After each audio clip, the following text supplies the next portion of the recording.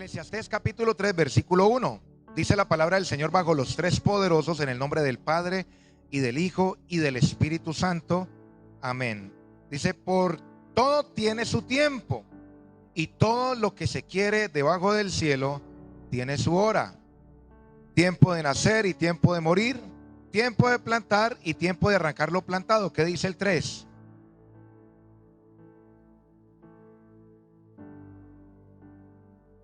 Amén. Puede sentarse, gloria a Dios. Diga conmigo tiempo. Ahora diga conmigo hora. Mis amados hermanos, aquí el proverbista Salomón dice la palabra del Señor que no había persona más sabia en esos tiempos que Salomón. Dios le había dado anchura de corazón y entendimiento para que él pudiera, hermanos, dirigir al pueblo por petición de él. Amén. Y solamente él podía llegar a estas, a poder decir esta palabra, porque él meditaba. El papá decía: meditaré en tu ley. Amén. Y él podía conocer la voluntad de Dios porque él meditaba. Y esta mañana, hermano, cuando yo estaba pues leyendo este versículo, el Señor me traía a la memoria de que cuando nos queda un poco de tiempo, déjeme, yo hago un paréntesis, a veces uno le queda un poco de tiempo, ya no medita, sino que revisa el celular. Y no diga amén a esto, porque yo también lo he hecho. Pero cuando la otra vez no habían celulares, la gente meditaba más. La gente, hermano, cuando le quedaba un momentico de tiempo, no revisaba el celular, sino que se ponía a pensar. ¿Se acuerdan? Cuando no había celular, cuando no habían redes antisociales ni nada de eso, la gente, el momentico que le quedaba de tiempo libre, lo dedicaba era ¿para qué? Para meditar, para pensar. Se acostaba en la cama: voy a hacer esto, no, pero si hago esto lo hago de esta manera. Y podíamos pensar. ¿Y qué pasa cuando usted y yo pensábamos? Pues desarrollábamos creatividad, porque usted y yo somos hijos del Creador. Amén. Como tres nomás. Somos hijos del Creador. Entonces tenemos las cualidades de Dios, de nuestro Padre, que es creador. Amén. Cuando usted y yo meditamos, le he dicho yo que usted desarrolla algo que es la creatividad. Y si usted y yo somos creativos, pues vamos a ser productivos. Entonces, cuando usted y yo meditamos, hermano, empezamos a llegar a conclusiones y podemos resolver los conflictos de una manera sabia. Pero este no es el tema. Yo analizaba a Salomón, y Salomón, él meditaba. Y por parte de la meditación era que él pudo escribir estos libros de mucha sabiduría, de mucho entendimiento. Y él, en una de esas meditaciones, hermanos, dice que todo tiene su tiempo y que todo tiene su hora debajo del cielo. Recordemos que Dios no se mueve por el tiempo, sino en la eternidad. Amén. Él habita la eternidad.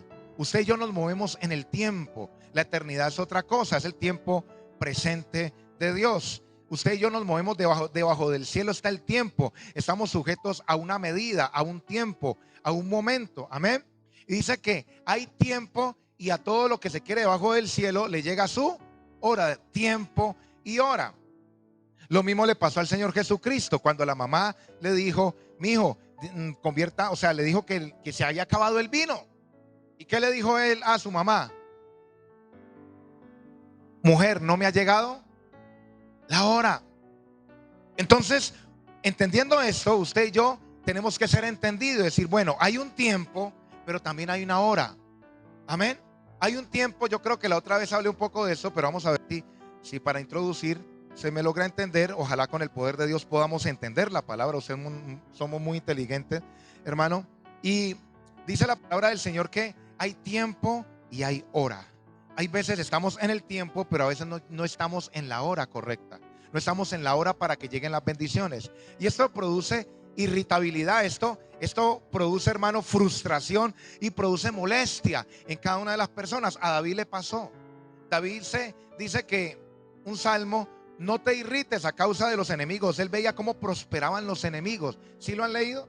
Cómo prosperaban los enemigos, cómo les iba bien a los enemigos y a los buenos les iba mal.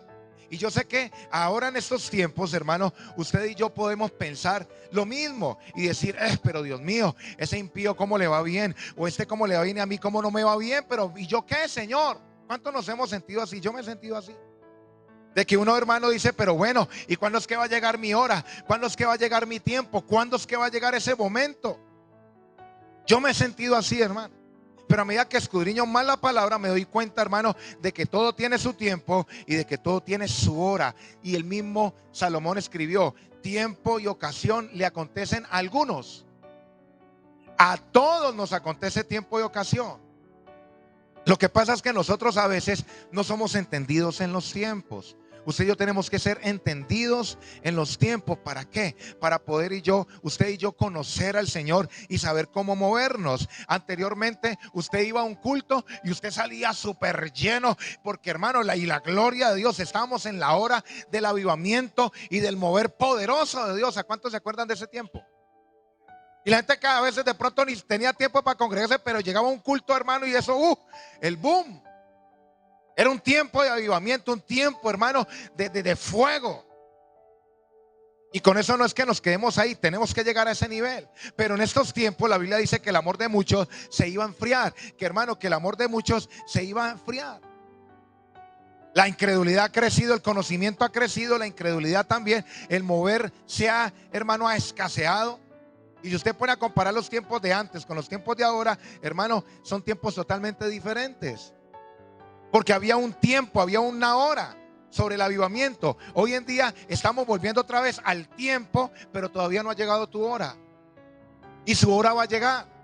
Su hora va a llegar, la hora de la bendición, la hora donde el Señor te va a prosperar, te va a bendecir, donde te va a responder, donde va a abrir los cielos a tu favor. Donde usted dice, hermano, que le va a empezar a salir todas las cosas bien. Donde usted, hermano, va a orar por una cosa y el Señor te va a responder. Usted no llegó a una temporada donde usted todo lo que le pedía a Dios, la mayoría de las cosas te las daba. Eso va a volver. Eso va a volver. Hermano, va a volver la hora en que usted y yo levantamos nuestras manos al cielo, vamos a orar y Dios te va a responder. Estamos en el tiempo, pero falta la hora. Jesucristo, hermano, estaba en el tiempo adecuado, pero no había llegado la hora. Amén. Y cuando usted y yo somos entendidos de los tiempos, como hablaba ahorita, usted y yo vamos a ser como Daniel, hermano, que en el tiempo de Daniel, él supo ser entendido. Él empezó a orar por la mañana, al mediodía y por la tarde. Empezó a ayunar. ¿Quién le dijo a él que hiciera eso? Nadie. Pero él fue entendido, él dijo, uy, Dios mío, estamos cautivos, vamos a llevar 70 años, vamos a estar cautivos. No, aquí lo único que queda es meternos con el Señor. Aquí lo único que queda es usted y yo, hermano, meternos más con Dios, orar más, hermano, mire, 3 veces al día y ayunar. Él se metió en ayuno y en oración y era irreprensible siendo esclavo. ¿Y llegó a ser qué? Siendo esclavo llegó a ser gobernante de toda una nación, hermano, por debajo del rey. Porque cuando usted y yo empezamos a buscar más de Dios, Dios te va a colocar en lugares donde otros no van a lograr alcanzar. Dios te va a colocar en esos lugares, pero tenemos que ser entendidos en los tiempos y meternos a buscar más del Señor. Mire, hermano, si algo que me hablaba el Señor, hermano, y me recordaba de, ¿usted sabe por qué a Daniel no se lo comieron los leones? ¿Alguien sabe? ¿Por qué no se lo comieron los leones a Daniel? ¿Por qué? A ver, ¿quién da más? ¿Por qué? Más o menos. Porque no olía carne.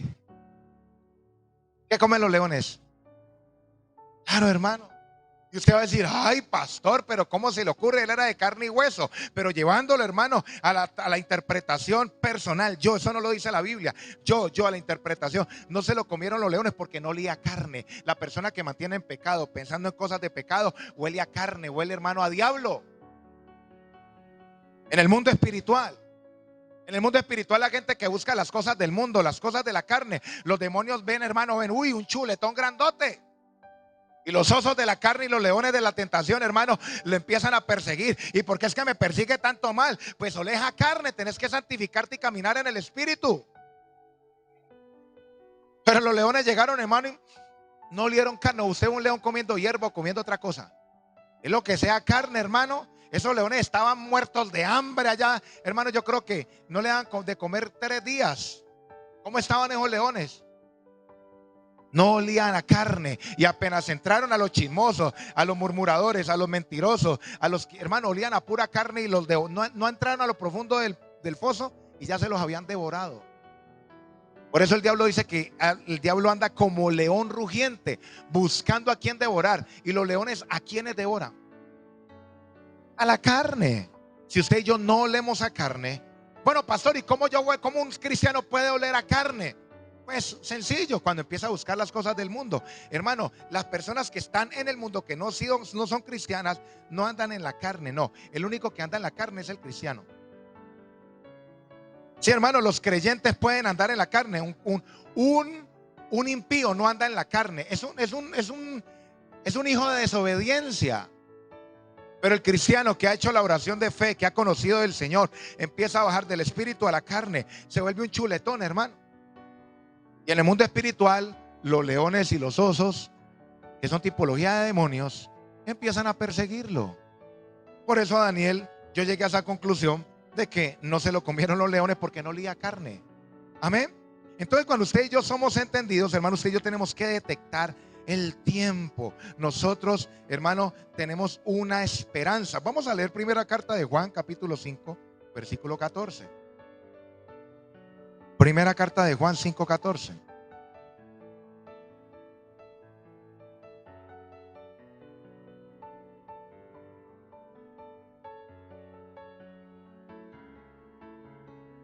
¿Qué dice la palabra del Señor? Dice, y esta es la confianza que tenemos en Él, que si pedimos alguna cosa conforme a su voluntad, ¿qué va a pasar? Él nos va a oír. Nosotros tenemos una esperanza, hermano, y es pedir conforme a su voluntad. No es pedir por pedir, hermano. Yo fuese usted, hermano, ¿sabe qué haría? Yo arreglaría mi oración antes de pedir. De decirle, Señor, déjame conocer cuál es tu voluntad con mi vida. Y cuando yo conozco la voluntad de Dios en mi vida, voy a conocer mi propósito. Y cuando conozco el propósito, pido conforme al propósito. La gente se empieza a desesperar, hermano. No espera el tiempo, no espera la hora. La gente empieza a desesperarse. Y si la gente se desespera, hermano, no comprenderá la voluntad de Dios. Lo que conecta, hermano, lo que nos conecta a nosotros los seres humanos que estamos bajo el tiempo con la eternidad de Dios, con las bendiciones de Dios que están en la eternidad de Dios, es la voluntad de Dios, la voluntad. Lo que nos conecta con la eternidad donde está Dios es hacer la voluntad de Dios. Pero pastor, ¿cuál es la voluntad de Dios? Ya le he dicho lo que está en la palabra. Y cuando usted lee, ora, lee la Biblia, lee la Biblia y medita en su palabra, usted va a conocer, usted va a saber cuál es la voluntad de Dios en su vida. ¿Se cree que los antiguos cómo escribieron esto y cómo descubrieron esto? Porque ellos se sentaron y empezaron a orar y a meditar. Y ahí venía la revelación del Espíritu Santo. Ahí venía la revelación. Y ellos, dice la Biblia, que las palabras, la Biblia fue escrita por personas inspiradas, sopladas. La palabra inspirar es soplar. Ellos meditaban, bueno, y el Señor Jesucristo hizo esto, y yo me acuerdo que hizo esto y empezaba a escribir, hermano, y escribían lo que el Espíritu les soplaba. ¿Por qué? Porque meditaban. Pero la gente hoy no medita. La gente hoy mira Facebook y YouTube. El tiempito que les queda para meditar, lo cogen es para ver celular. Antes nos acostábamos y uno se acostaba a pensar y a meditar, hermano, y uno lograba resolver situaciones y ya sabía lo que iba a hacer el otro día, ¿se acuerdan? Pero hoy en día no, hoy la gente empieza a ver videos y todo lo coge como de golpe. Por eso todas las cosas, hermano, a esas personas les coge de golpe. Ay, verdad que yo tenía, ay, verdad. Y entonces ya la gente acostumbra a llegar tarde, a hacer las cosas mal, a ser mediocre y a no ser excelente. Porque no tienen tiempo de meditar para organizar sus pasos, para decirle al Señor la guía. Para pedirle al Señor la guía. Señor, guíame. Señor, ¿qué debo de hacer? ¿Cómo debo de caminar? ¿Cómo debo de actuar, Padre? Mira lo que me dijeron. Voy a leer tu palabra, voy a meditar. No, ese momentico es para ver Facebook y YouTube. No hay tiempo para meditar. Y ese es el famoso espíritu del mundo. Vuelvo y le repito. Benny Hinn, hermano, contó en uno de sus videos cortos. Él dijo que el Señor se le apareció una vez, le dijo, cancela Netflix. Dice, como yo soy una persona que quiero la voz de Dios y ser una persona usada por el Señor, lo hice. Después le dijo, cancela DirecTV. Cancela cosas que usted y yo Ahí donde nos volvemos buenos administradores, cuando usted empieza a administrar bien su tiempo, administrar su tiempo espiritual, su tiempo físico, donde usted empieza a entender lo que le conviene, lo que debe de hacer y lo que no. Leamos el versículo 18. ¿Qué dice el versículo 18? De primera carta de Juan capítulo 5. ¿Qué dice?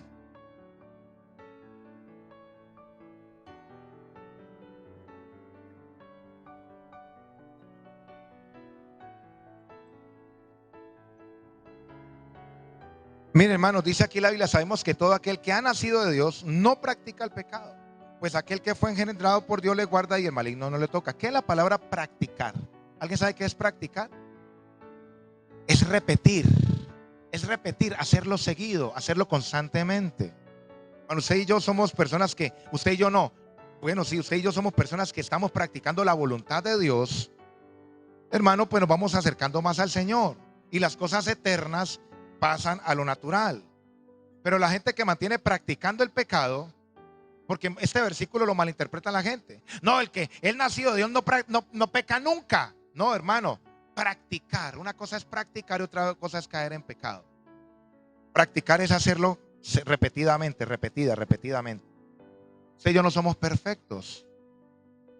Que me digan: no, yo no he pecado nunca. No, hermano, eso estamos haciendo mentiroso a Dios. O que después de que conoció a Dios, hermano, nunca pecó más. No, nosotros cometemos errores. Usted y yo cometemos errores, ¿sí o no?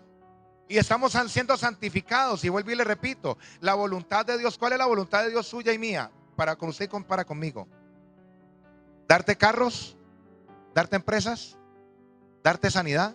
¿Cuál es la voluntad principal? El enfoque principal de Dios contigo. ¿Es qué? Santificarnos. Leamos por un momento primera carta de Tesalonicenses capítulo 4, versículo 3.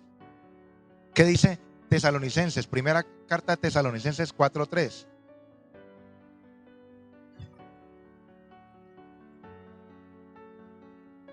Primera carta de Tesalonicenses 4:3. ¿Qué dice la Biblia?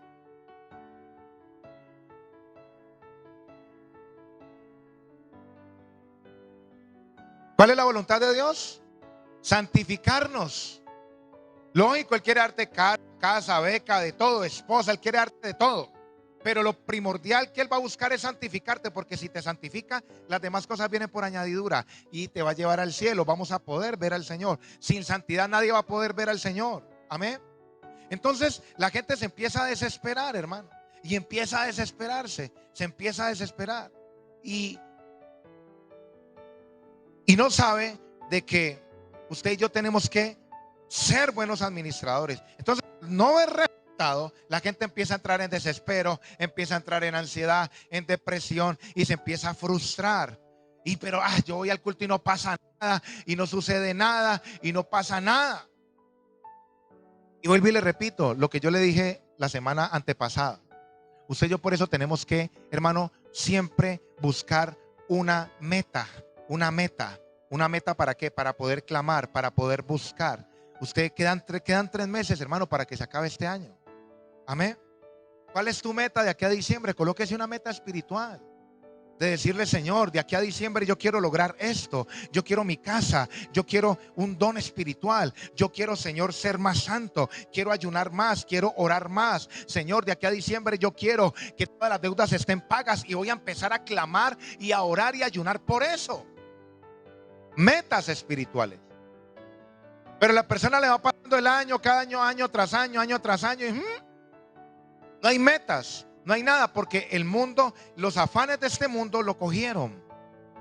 Entonces van pasando los días, van pasando los meses, van pasando los años.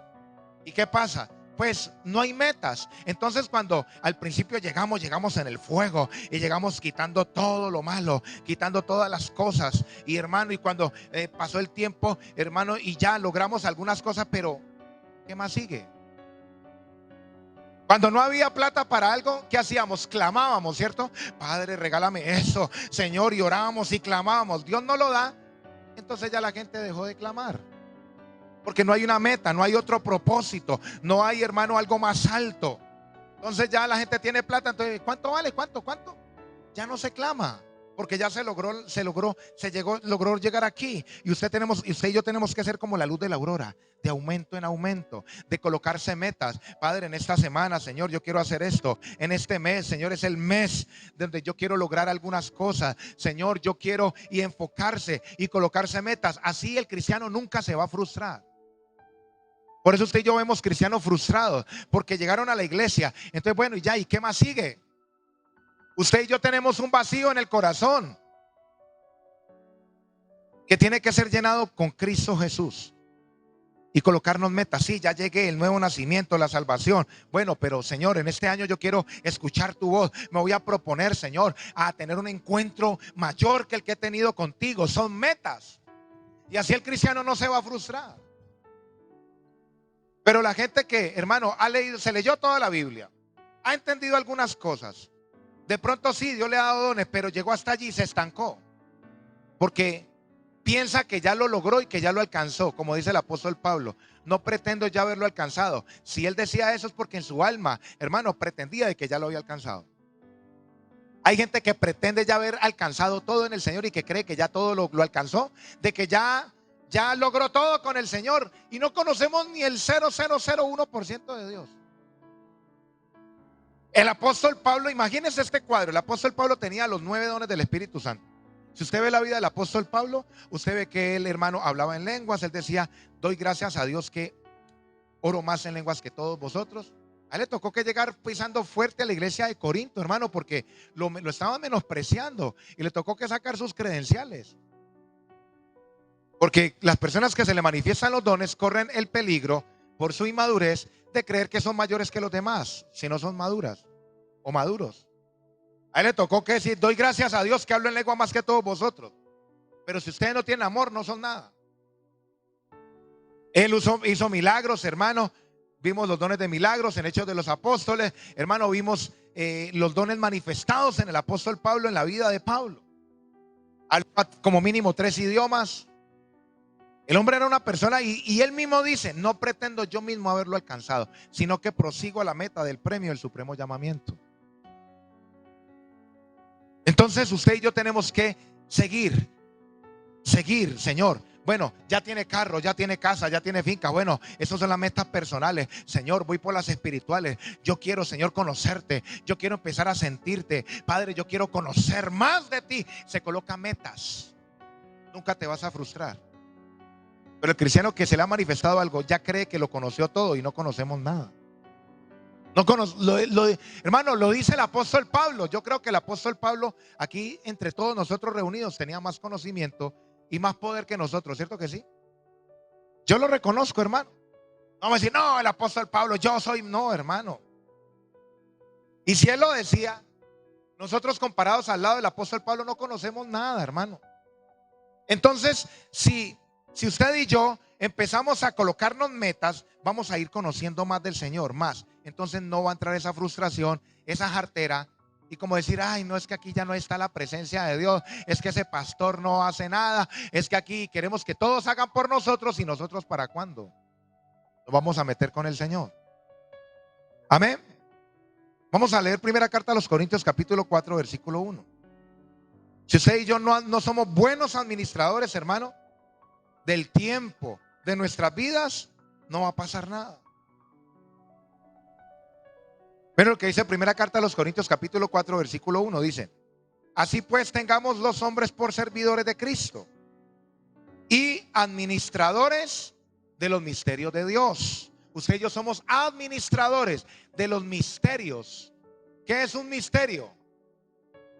¿Qué es? Algo oculto, no ha sido revelado. ¿Usted y yo creemos que todos los misterios han sido revelados?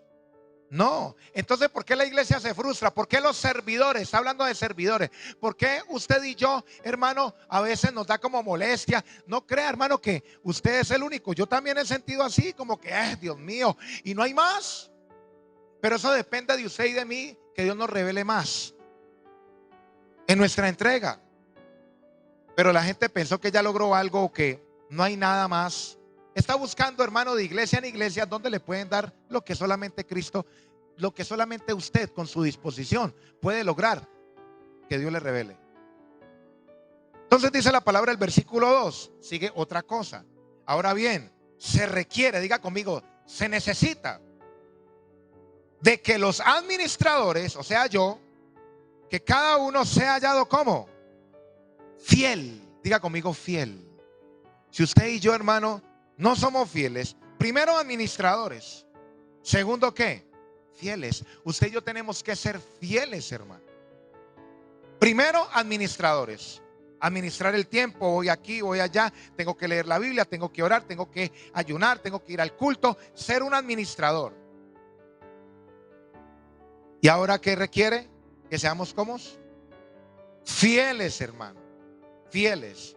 Si usted y yo no somos fieles, hermano, no va a pasar nada. ¿Qué es ser fiel? ¿Qué es la fidelidad? Capacidad espiritual que solamente viene de parte del Señor, hermano, para no torcernos, para estar firmes, ser íntegros de una sola pieza. Miren, hermanos, yo qué día analizando, yo no he ido a Estados Unidos, pero he hablado con personas que han ido y me he dado cuenta de que usted sabe por qué los cubanos reciben tanta bendición. Los cubanos, hermano, Miami, si usted va a Miami, usted ve que todos los negocios, la mayoría de los negocios son de cubanos. Usted dirá, pero bueno, esa gente, ¿cómo es que prosperó tanto acá? Hermano, y se llega a una conclusión es de que los cubanos son prósperos allá porque ellos no piensan en regresar a su pueblo, a su tierra. Ellos llegaron allá a Estados Unidos y ellos no pensaban, voy a hacerme una plata aquí y vuelvo para Cuba. Ellos llegaron allá, hermano, y ellos dijeron, yo llego aquí, aquí me porto bien y le meto la ficha porque yo no quiero volver para atrás. Yo no quiero volver para atrás. Y por eso los negocios, hermanos, de los cubanos son prósperos, porque esa gente, hermanos, juiciosa, llegó allá y no miran para atrás, sino que miran es para adelante. Y yo para allá no quiero volver. Y lo primero que hicieron fue aprender el idioma. Y empezaron a portarse bien como ciudadanos y les dieron la ciudadanía, porque ellos sabían que los podían, hermanos, deportar. Ellos no pensaron en volver atrás. Eso se parece a nosotros, ¿cierto que sí? De que llegamos a Cristo, hermano, y no pensamos volver atrás, ¿cierto que sí? Y empezamos a hablar el idioma del reino, a cambiar nuestra forma de hablar, nuestras costumbres y toda la cultura, ¿sí o no? Hermano, y yo decía, con razón es que esa gente, hermano, se porta bien y trata de hacer las cosas bien, porque ellos no quieren volver atrás. Ellos ya le dieron muerte al pasado y dijeron, no, yo voy para acá, porque acá, hermano, y por eso es que esa gente es próspera en Estados Unidos. Son prósperos, hermano. Y empiezan a aprender las costumbres de allá, la cultura. Ahora, hermano, me cuentan personas que han ido allá a Estados Unidos que ya ven gente vendiendo en los semáforos. Y eso no es pecado, no está mal. Pero eso en Estados Unidos antes no se veía. En Estados Unidos antes no se veía eso. Y yo me pregunto, pero bueno, ¿por qué es que está entrando esa cultura allí? Es porque dejaron permear, hermano, que otras culturas externas empezaron a ¿qué? A entrar en ese país. Entonces, la pregunta que hay que hacerse es, ¿qué culturas están entrando en mi vida ahora que soy cristiano? ¿Estoy viviendo la cultura del reino o estoy viviendo otras culturas? Sí, porque es que, hermano, en los semáforos antes no se veía eso. Ahora le venden de todo, hermano. Una bandeja paisa si quiere. Sí, esa gente es tremenda, hermano. Ahora han llegado muchas culturas externas, los nicaragüenses, los hondureños, los venezolanos, los colombianos, los mexicanos, hermano, y han introducido sus culturas dentro de ese país. Antes no pasaba eso, pero eso pasa cuando las culturas externas, ¿qué pasa? Se metieron sus culturas. Usted y yo no debemos dejar que esas culturas, lo que nos gustaba antes, hermano, o la cultura del mundo, entre en nuestra vida, porque eso va a hacer que se dañe, hermano, nuestra relación con Dios. Usted y yo tenemos que vivir la cultura del reino, ser íntegro, hermano, íntegro. Ahora, si usted y yo estamos hablando de administración, si usted y yo no administramos, hermano, bien nuestra vida espiritual, no vamos a poder ser fieles, hermano. La Biblia dice que el que es fiel en lo poco, en lo mucho nos va a poner ¿qué? El Señor. O sea que la fidelidad, hay un principio, hermano. Y es que si somos fieles y prudentes, nos volvemos como confiables. ¿Cierto que sí? Si usted y yo somos fieles en lo poco, nos volvemos confiables delante del Señor. Dios está buscando gente en quien confiar. Confiarle el dinero, las riquezas, en quien confiarle el poder. Pero una persona que no es fiel, hermano, ni en lo poco, Dios no le confía a él las riquezas, no le confía nada. Porque la persona que no es fiel no es confiable, hermano, no es confiable. No es confiable. Me acuerdo tanto, hermano, de hablando lo del clamor, de que cuando la gente necesita empieza a orar y a clamar, pero cuando Dios le da, la gente que no es entendida ni madura deja de clamar y ya la bendición se le convierte en maldición. Señor, regálame un negocio, un negocio, un negocio, y clama. El Señor le da el negocio, ya después deja de clamar. ¿Por qué no volviste a la iglesia? No, es que el negocio, es que es mucho trabajo. Diga conmigo inmadurez. Entonces, hermano, mire, la pastora Mélida contaba algo y me hacía, hermano, una fe impresionante, algo de admirar. Ella decía, Señor, ¿por qué hay pastores que tienen las congregaciones propias y yo que soy la presidenta pues de la misión, yo por qué no tengo el local propio allá en el norte, en la 127, donde ella tiene la iglesia, en Unicentro?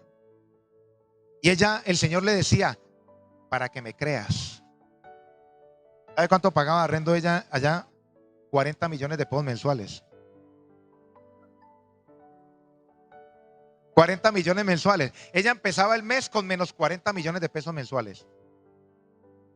Y ella le oraba al Señor, Señor, ¿por qué no me regala la propiedad? Dijo, ¿por qué, Señor? Y el Señor le dijo, para que me creas. Porque cada mes es un clamor. Pagó el arrendo y hay que volver a doblar rodillas. Padre, glorifícate, Señor. Pero está la propiedad. ¿Será que qué pasa ahí? Pues ella sí lo hace porque es una mujer muy entendida.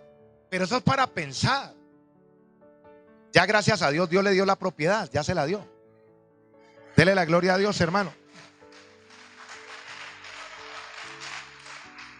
Pero eso fue una enseñanza que le dio Dios a ella. Y ella lo cuenta. Y usted y yo, hermano, le clamamos a Dios por algo. ¿Por qué le estás clamando a Dios? Porque Dios no te lo ha dado. Es para que le sigamos clamando hasta que alcancemos un nivel de madurez que Dios ya sepa. Entonces Dios nos lo da y no vamos a dejar de clamar. Antes tenemos que buscarlo más. Entonces, ¿cuánto la gente le clamó a Dios por un trabajo? Y oró y ayunó. Le dio trabajo. ¿Volviste a orar y ayunar de la misma manera? Esa es la cuestión. Le oramos y le ayunamos a Dios por algo. ¿Lo volvimos a hacer después de que Dios nos lo dio? Ese es el problema. No todos somos así, pero sí hay, hermano, entre el cristianismo personas que le claman a Dios o no se lo dio y se frustró y no volvió a orar más. Porque hay personas insistentes y logran que Dios le dé las cosas. Y hay otros que se rinden a mitad de camino y hay otros que ni siquiera oran ni le piden ni nada. Están llenos de depresión y de amargura. Como dice la Biblia, ni el de amargura estás. Entonces, eso es algo para analizar, hermano. ¿Cuándo me doy cuenta de que no soy buen administrador y que me estoy enfriando espiritualmente, hermano? ¿Cuándo me doy cuenta? Cuando ya no oro con la misma fortaleza, con la misma intensidad. Cuando ya no me congrego como me congregaba antes. Cuando ya la Biblia, hermano, ya no me importa si la leo o no la leo, si la escucho o no la escucho. Como le dijo Dios a Jeremías, ve y predícale la palabra. Y Jeremías le dijo, pero Señor, estos incircuncisos no aman tu palabra. ¿Sí lo ha leído o no? Jeremías 6:10. Lo puede leer en su casa. Dice, Señor, pero es que estos incircuncisos ya no aman tu palabra. Y hoy en día la gente, hermano, ya no ama la palabra. Ya no quiere leer la Biblia, ya no quiere escuchar la Biblia, no quiere escuchar la palabra. Dice incircuncisos. Ya no tiene pacto. Ya está fuera del pacto. Si viene Cristo, viene por los del pacto, y los que no están en el pacto se quedaron. Ya no están en la mira de Dios.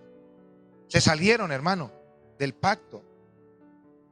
Otro punto para ver cuando está frío, hermano, es que se resiste la corrección, pierden el amor por la palabra, evitan lo espiritual, terminan enredados otra vez con el mundo.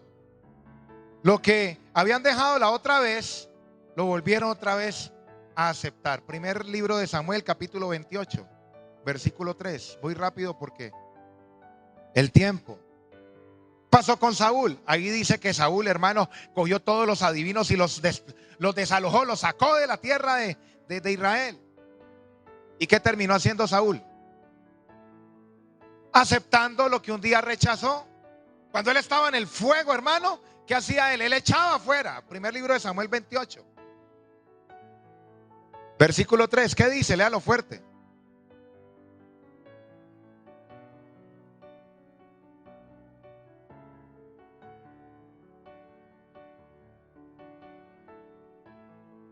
Hermano, ¿y qué terminó haciendo Saúl después? Buscando una adivinadora. ¿Por qué? Porque cuando la persona está en el fuego, sí, empieza a repeler cosas, pero cuando se empieza a enfriar, empieza a permitirse cosas. No es un buen administrador. Mire, hermano, yo he analizado algo con nosotros los seres humanos. Cuando usted y yo sabemos de que algo tiene un final que no es, usted y yo desde el principio lo podemos cortar. Usted y yo tenemos que administrar lo que oímos. Usted sabe cuando una conversación va a terminar mal, ¿cierto que sí? Usted sabe cuando algo va a terminar mal, ¿sí o no? Cuando usted es buen administrador, corto con eso desde el principio. No espero que eso avance. Ayer que estábamos viendo una película con mi esposa, mi esposa cuando va a pasar algo así, ella desde antes lo corta y he aprendido eso con ella. Porque yo le dije, amor, no van a pasar nada, mira. Pero el Señor me hablaba y me decía, usted no espere hasta que ya va a pasar la cosa. ¿Por qué? Porque eso es alimentar la carne. Esperan hasta lo último ya para cortar. Eso es porque está coqueteando con el pecado. Usted cuando somos administradores, usted y yo ya sabemos, esto va a terminar mal, cortémoslo de aquí de raíz. Y punto. Ah, que se enojó, que pues hermano, yo prefiero agradar a Dios antes que a los hombres. Si se va a enojar, pero a nosotros a veces nos gusta como jugar, ¿no? Como coquetear con cosas y como que jugar con fuego, cuando sabemos de que eso va a terminar mal. Va a terminar mal. Va a terminar mal. Cuando usted y yo somos buenos administradores y maduros, la madurez te lleva a hacer las cosas, a cortar antes de. Antes de. Pero las personas, hermano, no, pues yo voy para donde mis amigos, pues ellos toman cerveza, ellos pues. No, porque usted sabe que eso va a terminar mal. Eso va a terminar mal. Yo cuando estaba, hermano, cuando no era cristiano, uno ya armaba la película, uno, bueno, vi cerveza, tan esto, y terminamos acá, ¿cierto? Uno se planificaba. A veces no se planificaba, pero pues se daba el momento, entonces uno ya decía, no, voy a hacer esto. Pero uno tenía la oportunidad de decir, no, porque eso va a terminar mal. Una vez venía yo de Cali, hermano, montado en un bus, y me encontré con una mujer que yo, pues, había tenido un enredo con esa mujer. Y hermano, y la mujer pues grande y bonita y todo, buen cuerpo y todo, ella no es cristiana. Entonces, hola, ¿qué más? ¿Qué más? Dios la bendiga, ¿cómo está? No, que esto, no, yendo a la iglesia, ta. Y cuando ya se iba a bajar, me dijo, caminamos para la casa, lo invito para que charlemos allá. Ay, yo voy a predicarle allá, llevo la Biblia y le predico del Señor y oro por ella. ¿En qué termina eso? En pecado, hermano. Cuando la persona es sabia, usted llega y no, yo le dije, uy, no, porque usted sabe en qué termina eso. Se rió, ah, bueno, mismo diablo ahí, hermano, con falda. Dios me guardó. Yo ahorita, yo llegué a la casa y me miré al espejo y yo me miraba y me tocaba, uy, Dios mío, gracias Dios. Uno soltero, bien asado, sin esposa. Dios, solamente Dios, hermano, solamente Dios. No es mi fuerza de voluntad, que es que yo mantenía. No, hermano. Dios, la misericordia de Dios. Es la misericordia. Porque uno se va a estar parado hermano, ahí el borde. Camino de bendición, camino de maldición. Usted y yo decidimos. Pero si yo me voy para allá, para esa casa, Dios dice, no, este quiere pecar. Ese quiere hacer esto. Pero yo digo, no. Y aunque por dentro del alma dice, uy, camina que no. Y Dios bendice eso y lo va fortaleciendo uno más, lo va fortaleciendo, lo va fortaleciendo, lo va fortaleciendo. Y lo va guardando a uno, hermano, de esa situación, porque son tentaciones, son pruebas, son pruebas. Yo había podido haber ido allá y haberle pedido perdón al Señor y haber estado, pero no, de pronto hubiera cogido otro rumbo. Y Dios lo perdona a uno, pero uy, hermano, sos delicado, delicadísimo. Entonces las personas antes que rechazaban las cosas y repelían el pecado, ahora último, hermano, están ¿qué? Reteniendo el pecado, hermano, están consintiendo cosas que antes desechaban. Amén. Entonces vamos a leer la palabra del Señor, hermanos, aquí en Marcos.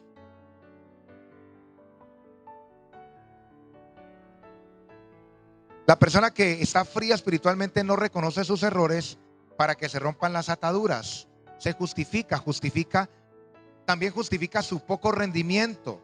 Viven cansados. Ojo, el diablo sabe cómo quitar las fuerzas, hermano. Marcos 12:30 para terminar. Y aquí es la parte más, que me parece más impresionante, hermano. Marcos capítulo 12, versículo 30. El diablo sí sabe cómo quitar las fuerzas y cómo agotar al cristiano.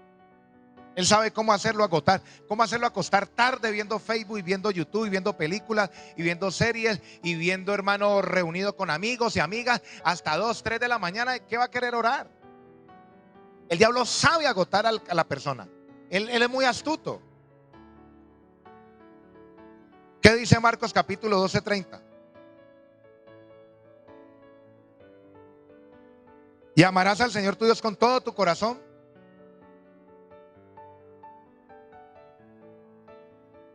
Mira, hermanos, con toda tu mente, con todo tu corazón, con toda tu alma, con todas tus fuerzas. ¿Qué pasa allí, hermano? No es solamente te amo, sino con toda tu mente, con todas tus fuerzas, con todo tu corazón. ¿Qué le dijo? ¿Qué fue lo que le quiso decir Jesús cuando le dice, Pedro, ¿me amas? ¿Qué le quiso decir ahí? ¿Me amas con toda tu mente, con todas tus fuerzas, con todo tu corazón? ¿Me amas? ¿Sí o no? ¿Cierto que sí? Dígase usted mismo. Jesús te dice, ¿me amas? ¿Usted qué le puede decir al Señor? Señor, yo te amo con toda mi mente, con todo mi corazón, con todas mis fuerzas. Piense usted por un momento. ¿Será que usted y yo amamos a Dios con toda nuestra fuerza, con toda nuestra alma? ¿Sí o no? ¿Dónde tenemos nuestro corazón? Y quiero que me preste atención a eso, que eso se pone emocionante, hermano. El buen vino se sirve de último, dicen por allí. Cuando dice con todo tu corazón, usted y yo tenemos que mirar dónde tenemos nuestro corazón. ¿Dónde tenemos nuestra mente? ¿Dónde la tienes? ¿En las deudas? ¿En la falta de dinero? ¿En los anhelos? ¿Dónde usted y yo tenemos nuestra mente y nuestro corazón? ¿Ah? ¿Dónde está mi corazón? Usted puede hacerse esa pregunta. ¿Dónde está mi mente? ¿Dónde está mi corazón? Y no está mal pensar en cosas, pero ¿dónde está tu corazón? ¿Dónde está tu mente? ¿En el Señor? Ahora, la pregunta se pone más emocionante. ¿Dónde está tu alma? ¿Dónde está su alma? ¿Ah? ¿En lo que me hicieron? ¿En lo que me dijeron? ¿Ahí está tu alma? Porque hay gente que no ha podido dejar el pasado. Y ahí está el alma, en el pasado. Porque Dios dice, amarás al Señor tu Dios con toda tu mente, todo tu corazón, con toda tu alma y con todas tus fuerzas. ¿Dónde está tu alma? ¿En lo que te hicieron, en lo que te dijeron? Y se podría sacar un tema en cada una de esas cosas, hermano. ¿Dónde está tu alma? ¿En el pasado? ¿Enredada en el pasado? Ahora, ¿dónde están tus fuerzas? ¿Ah? Usted y yo, hermano, dice la Biblia que vamos a que somos recipientes, amén, y de que somos, hermano, para personas que vamos a ser bendecidos grandemente. ¿Usted lo cree? Pero sabe, para poder usted y yo dar a luz las bendiciones, tenemos que tener fuerzas. ¿Sí sabía? Para poder dar a luz las bendiciones, tenemos que tener fuerzas. Necesitamos las fuerzas, hermano. Usted y yo necesitamos las fuerzas. Las fuerzas. El diablo drena las fuerzas, hermano. Él sabe drenar las fuerzas. Él las sabe drenar. Y usted y yo necesitamos, hermano, ser entendidos en la palabra del Señor para poder que el diablo no drene nuestras fuerzas. Para poder dar a luz necesitamos las fuerzas. Por allá, hermano, dice la palabra del Señor, no apunté la cita, no me recordé. Y es de que para poder usted y yo dar a luz, una mujer para poder parir, ¿qué necesita? Fuerzas. ¿Por qué el cristiano no da luz? ¿Por qué el cristiano está ahí con dolores de parto, como dice el apóstol Pablo? Y no se da luz las bendiciones, porque no hay fuerzas. Para usted venir a la iglesia, necesita fuerzas. Para usted orar, ¿qué necesita? Fuerzas. Para usted ayunar, necesita fuerzas. Para usted obedecer la palabra, necesita fuerza. Necesitamos las fuerzas. Pero ¿dónde están tus fuerzas? ¿En qué las estamos implementando? ¿En qué las estamos administrando, hermano? ¿Ah? Muchos no dan a luz las bendiciones por falta de fuerzas. El diablo le coloca cualquier otra cosa para que no venga al culto. Le coloca pensamientos que no es para que no pensemos en las cosas de Dios. Lo trasnocha. Hermano, es que usted viera cómo el diablo coge a la gente y le quita las fuerzas, usted le da risa. Le coloca para hacer cosas. Mi esposa me decía algo y es muy sabio. El diablo no busca cómo ocuparlo, cómo hacerlo ocupar para que, como no lo mete en pecado, te ocupa en cosas que no son efectivas. Entonces la gente, hermano, si se acuesta tarde, ¿qué se va a levantar temprano a orar? Porque ya no tiene fuerzas. Y las fuerzas que tiene las utiliza en lo equivocado. Por eso usted y yo somos administradores de la gracia de Dios, administradores de los misterios. Pero para poder que sean revelados, usted y yo tenemos que, hermano, utilizar las fuerzas ¿en qué? En buscar al Espíritu de Dios, que Él nos va a revelar ese misterio. Un misterio cuando es revelado, a usted le es revelado, usted, hermano, es bendecido. ¿Cuál es un misterio, pastor? Las finanzas. Eso es un misterio. Hay gente que puede tener 4, hay gente que están en medio de 5 negocios y usted vende más que esos otros 5 negocios. Pero están en la misma cuadra, sí, pero pues tiene la gracia y la bendición de Dios. Son misterios. Hay gente, hermano, que coloca una venta de yuca por allá en un sótano y allá van y le compran. ¿Sí? Venden una loca embarazada, como dicen por allí. Son personas, hermano, que el Señor les reveló un misterio, pero otra persona va a hacer lo mismo. No le va bien como la otra persona, quiebra. ¿Se acuerdan cuando una persona, hermano, llegó y le estaban de moda las cabinas telefónicas? Todo el mundo empezó a montar cabinas y cabinas y cabinas, hermano.